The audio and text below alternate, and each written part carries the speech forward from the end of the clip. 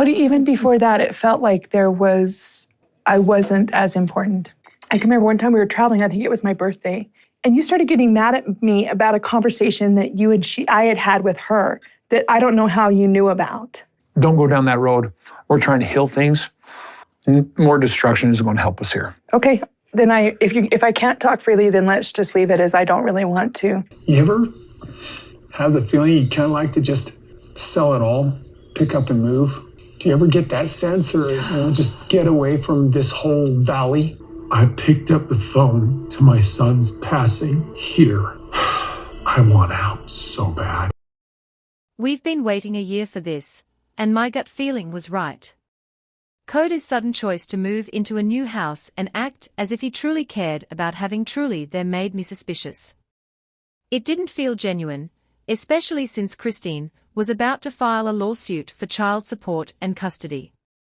Now, Kody and Robyn are rewriting their story on the latest season, making it look like they moved to the new home because Kody needed to escape a place where he received the call about his son's death. Many of you felt disturbed when we discussed this yesterday, especially the reasons Kody gave for buying the new house, including his son's death and needing space for Truly. Here's the issue we found: even though they bought a new house, it only had 5 bedrooms.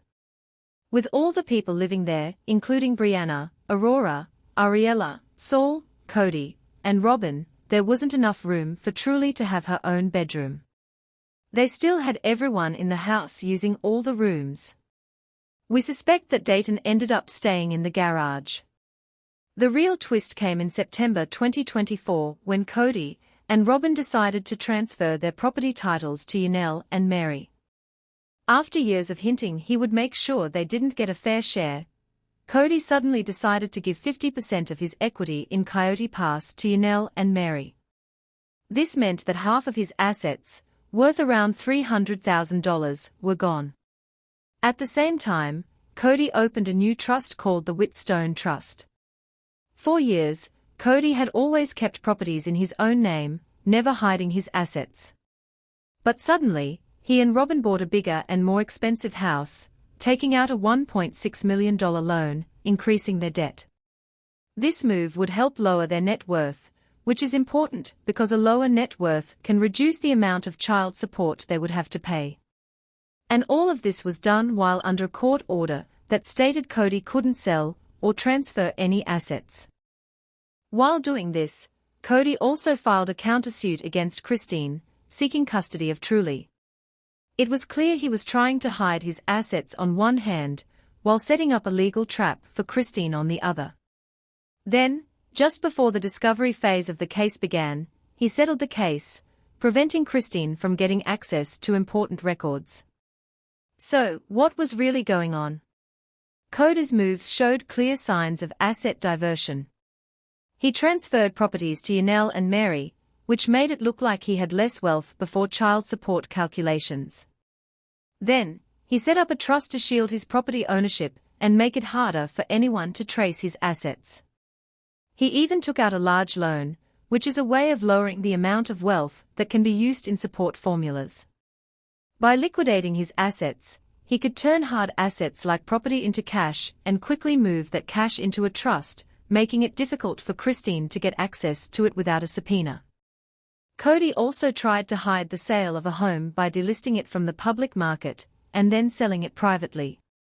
When the sale went through, it was recorded after the fact, which violated the court's protective order.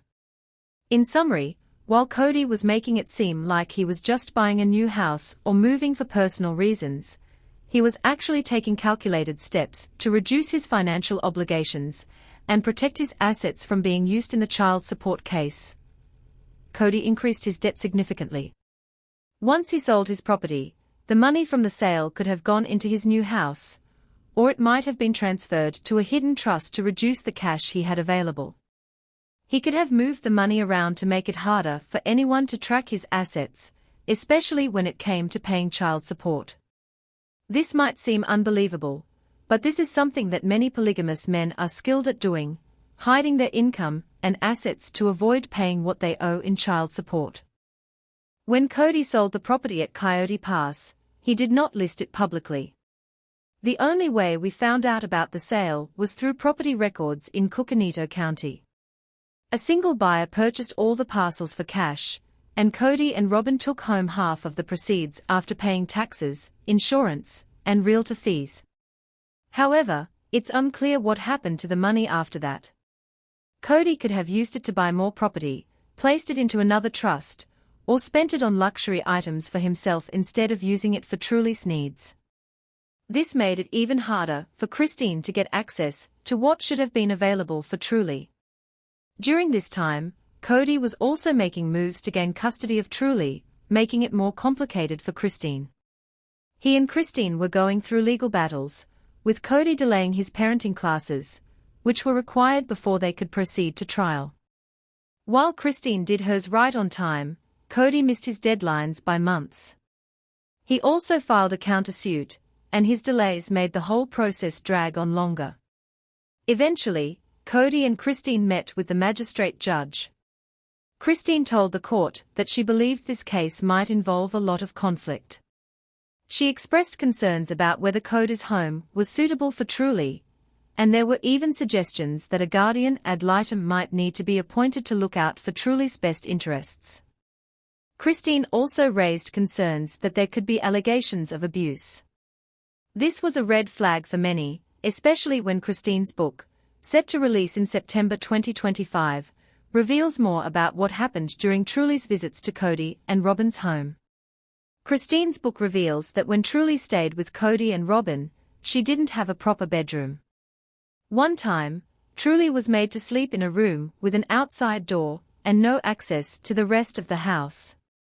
The room wasn't even attached to the main part of the house. The next time she stayed, she had to sleep in her brother Solomon's room, which had only a bed on the floor and no curtains on the windows. Despite having a 5-bedroom house, Kody and Robyn didn't provide a proper space for Truly. After this, Truly decided never to stay at their house again without her sisters. She has not been back to Flagstaff on her own since then. My suspicion has always been that there were accusations of neglect or even abuse, and when this was raised in court, Kody agreed to a settlement. By the time he agreed, it was May of 2025. He had sold the property at Coyote Pass, taken out more debt, and moved into a new home. He had also bought luxury items, including a Mercedes-Benz worth over $100,000, a piece of art worth $25,000 for Robyn, and matching Rolex watches for himself and Robyn. He spent tens of thousands on limited edition art pieces and started purchasing trucks and trailers, calling them assets. All of this was happening as he was selling off other properties and reducing his financial assets.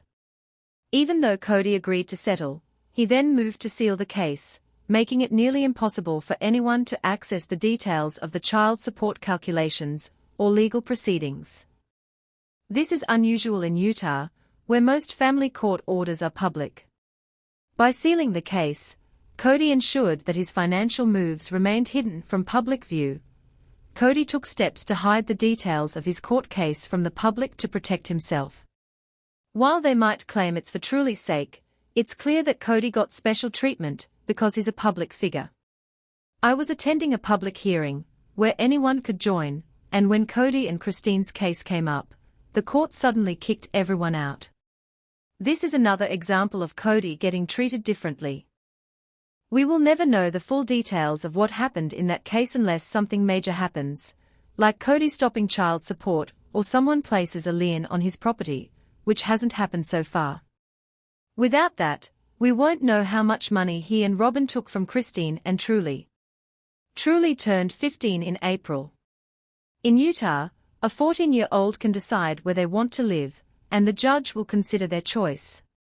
When it became clear that Truly didn't want to live with her dad, I think Kody gave up. But that didn't stop him and Robyn from planning how to take money from Christine. Kody and Robyn made sure Yanel and Mary didn't get anything from the Coyote Pass property, even though they were entitled to it. It wasn't about fairness or making sure everyone got their share. Kody was focused on reducing his assets, selling the property to get cash, and hiding the money so it couldn't be used in child support calculations. Imagine how much the court could have uncovered if they had gone to trial. Kody's constant efforts to hide things make me wonder what else he could be doing behind closed doors. Everything I've shared comes from public records, property records, and court documents that I had access to. While I can't say for sure that this is what Kody did, it certainly seems like he was trying to cheat Christine. Based on the public information I have, it looks like he was intentionally hiding his assets from Christine and Truly.